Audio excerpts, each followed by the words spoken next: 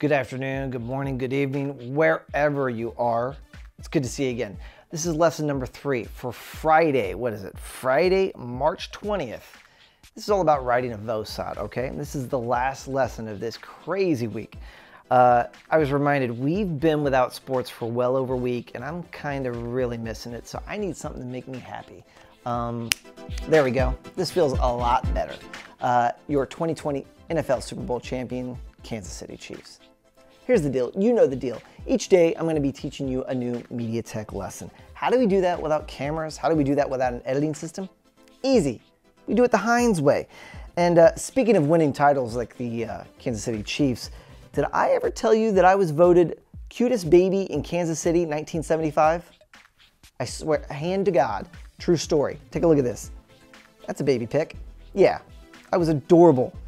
You don't believe me? Just ask my mom. I was cutest baby, Kansas City, 1975. Anyway, each day you'll have a warm-up and a short video from me, some notes in Google Class, and an assignment to make sure you know the material. Don't worry, we're going to keep it short and sweet.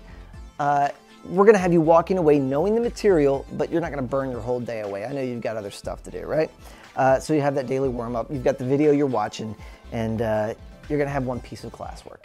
Again, trying to keep it simple for you.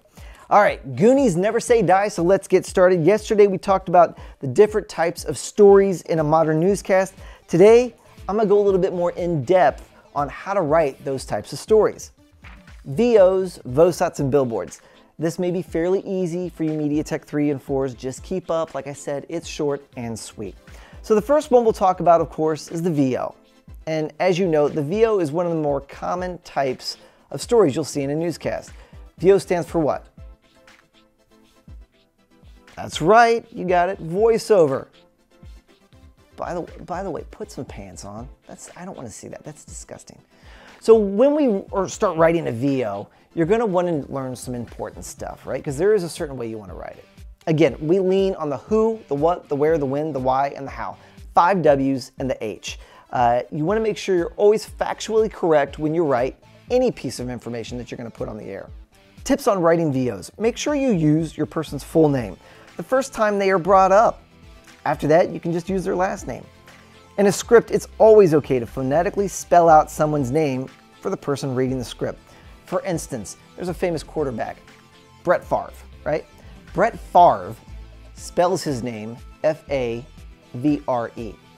Sounds like Favre if you're looking at it, right? But no, it's Favre, F-A-V-R-E, Favre. So spell that out phonetically for someone. Favre, F-A-R-V, Favre, all right? So feel free to help your news anchor out by spelling Favre the right way. Don't date your script. You wouldn't say today this happened, say Friday, unless of course you're referencing a date. Don't get too bogged down with numbers. You wouldn't say the Dow fell 362 points yesterday. Instead say the Dow tumbled over 350 points. You don't have to get too technical, just in broad strokes describe what happened. So those are some easy tips to remember when writing most scripts, including VOs. Sometimes you're going to pair a VO with a SOT. We're going to call that a VOSOT, obviously, right? And you guys remember what a SOT is. S-O-T, sound on tape. Are you eating Oreos in bed?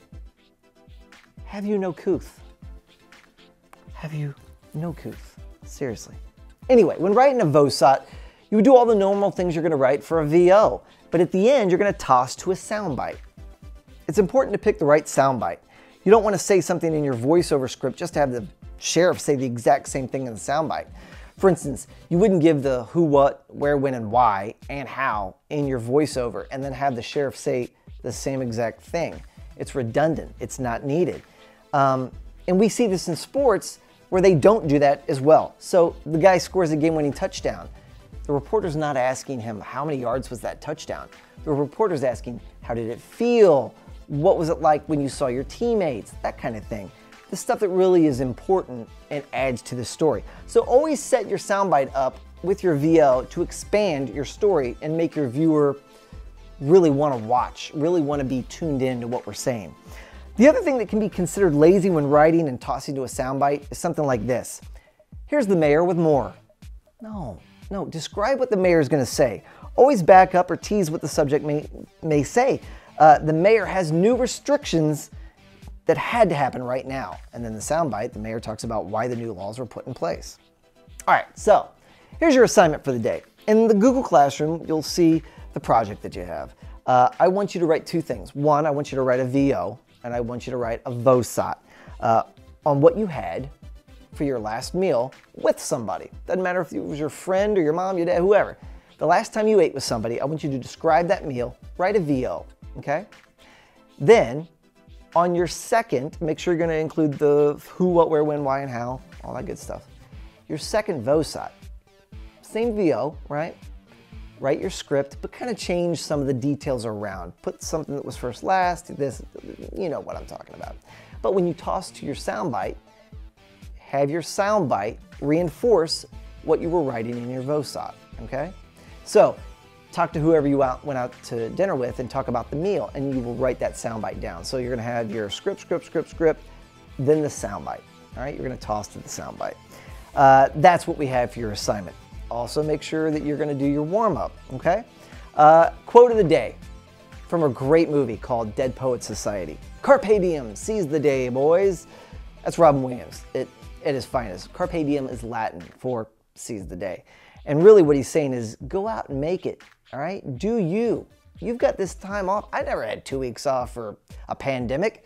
Go have fun. Make something out of yourself.